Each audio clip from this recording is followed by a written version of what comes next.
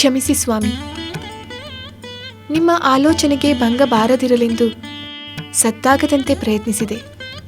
ಆದರೂ ಚಿಂತೆ ಇಲ್ಲ ಸೀತೆ. ನಿನ್ನ ಆಗಮನವಾದ ಮೇಲೆ ನನ್ನ ಚಿಂತೆ ಎಲ್ಲವೂ ದೂರವಾಗಬೇಕು ಅಲ್ಲವೇ?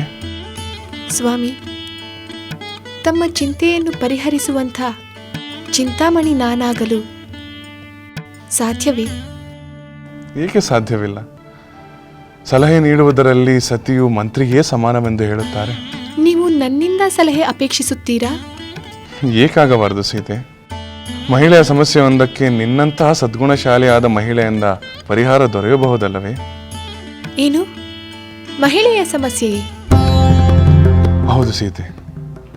ಈ ರಾಜ್ಯದ ತಾಯಿಯೊಬ್ಬಳ ಚಿಂತೆಯಿಂದ ಇಲ್ಲಿನ ಮಹಿಳೆಯರಿಗೂ ಕೂಡ ದುಃಖ ಹೊಂದಿದೆ ಎಂದು ತಿಳಿಯಿತು. ಅದೇನೆಂದು ನಾನು ಕೇಳಬಹುದೇ ಸ್ವಾಮಿ?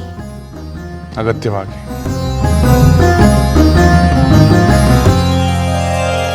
ನನ್ನ ಪತಿಗೆ ನಾನು ಹಿರಿಯ ಹೆಂಡತಿ. ನನ್ನನ್ನು ಮದುವೆಯಾದ ನಂತರ ನನ್ನ ಪತಿ ಇಬ್ಬರನ್ನು ಮದುವೆಯಾದರು. ನಂತರ ನನ್ನನ್ನು ಅವರು ನಿರ್ಲಕ್ಷಿಸತೊಡಗಿದರು. ಅವರ ಪ್ರೇಮವೆಲ್ಲ ಕಿರಿಯ ಹೆಂಡತಿಯ ಪಾಲಾಯಿತು. ಆ ಬಗ್ಗೆ ನಾನು ನನ್ನ ಪತಿಯನ್ನು ಪ್ರಶ್ನಿಸಿದಾಗ ನಮ್ಮ ಮಹಾರಾಜರು 3 ವಿವಾಹವಾಗಿಲ್ಲವೇ, ನಾನು 3 ವಿವಾಹವಾಗುವುದರಲ್ಲಿ ತಪ್ಪೇನು ಎಂದರು. ಯಥಾ ರಾಜ ತಥಾ ಪ್ರಜಾ ಅಂತ ತಮ್ಮನ್ನೇ ತಾವು ಸಮರ್ಥಿಸಿಕೊಳ್ಳತೊಡಗಿದರು.